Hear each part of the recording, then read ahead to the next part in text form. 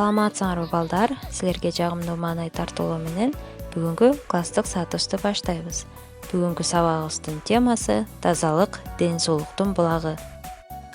Сабагыбыздын максаты тазалык жөнүндө маалымат алышат, жугуштуу ооруларды алдын алууну үйрөнүшөт, дене боюн таза, тыкан алып жүрүүгө тарбияланышат.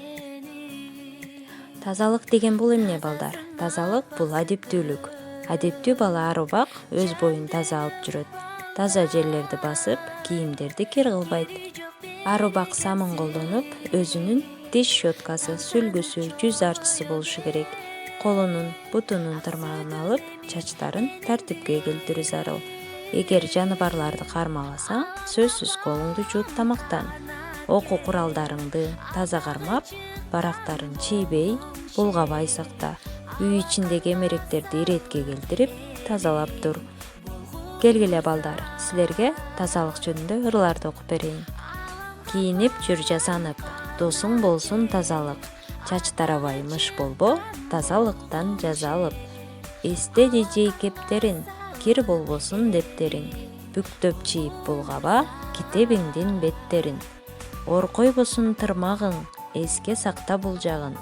Кол бетиңди жуу десе, тартынчыктап турбагын.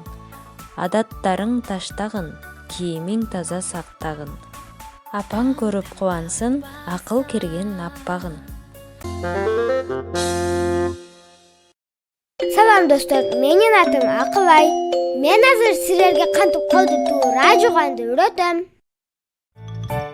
Алаканды самында, ичинда, сыртында, манжаларды тыкачу, калтырбай биринда.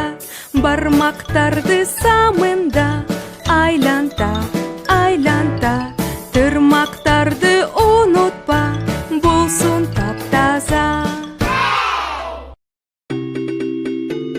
Балдар, колуңарды туура жуугула жана досторуңарга да кантип жүрсө айтып бергиле. Колду таза кармагын, айтат мына бармагын. Мени жуу. Айтат жана сөмөйүң, ай болуп көнөйүн. Мени жуу. Манжаларын акылат, самындагын жакшылап. Апаң көрүп кубансын, алаканын чакылап. Аты жокта ортонуң, айтат кирден коркомун. Мени жуу. Шылдыр сылагат, чыпалакта суранат. Мени жуу. Манжалар